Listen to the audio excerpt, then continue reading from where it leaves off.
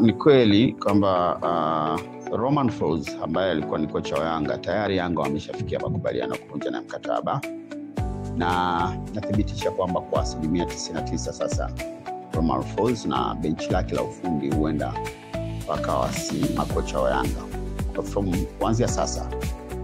Na nina taarifa za uhakika kabisa za uwepo wa Said Ibrahimovic ambaye alikuwa ni kocha msimu uliopita akipokea mikoba ya Miguel Gamond. Lakini pia before Yanga hawajafanya mazungumzo na Ibrahimovic, kulikuwa na pendekezo la Nabi. Sasa unajua Nabi alikuwepo hapa nchini. Sasa baada ya viongozi kufanya mazungumzo naye, inasemekana kwamba Nabi hakuwa tayari kurudia tena kufanya kazi hapa nchini. Kwa hiyo yeye alikuwa na mipango yake mingine tena. Tunafahamu kwamba sasa hivi ni kocha ambaye hana timu, lakini pamoja kwamba hana timu, ana mipango mingi za mambo ya taasisi ya pia za michezo na vitu kama hivyo.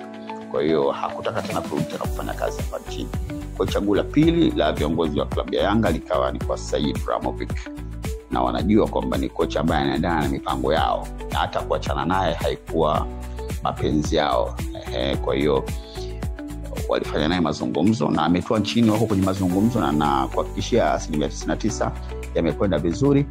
Kitu pekee ambacho unaweza ukatakiwa kufahamu ni kwamba kama una kumbukumbu nzuri, hivi karibuni Ibrahimovic amekuwa kwenye maelewano mabaya kati yake na viongozi wa klabu yake ya CR Belouizdad, lakini pia hata mashabiki, kwa sababu hivi karibuni alifanya safari wakati timu ya CR Belouizdad inafanya vibaya kwenye ligi.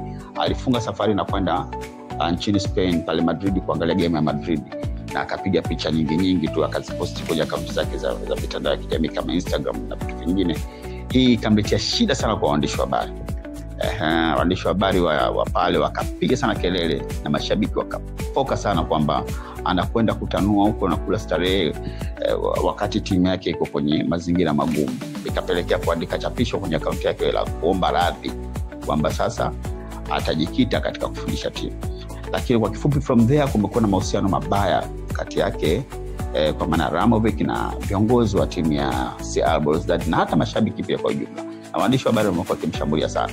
Sasa hili kwa namna moja ama lingine ndio limesaidia kwa kiasi kikubwa klabu ya Yanga kuweza kufanikiwa kupata tena Said Ibrahimovic. Kwa hiyo kwa kifupi, taarifa ambazo niko nazo za ndani kabisa kutoka kwa dereva wake ambaye amekuwa akimuendesha toka msimu uliopita, amenithibitisha kwamba ameshakutana na Said Ibrahimovic na toka majuzi anamtembeza.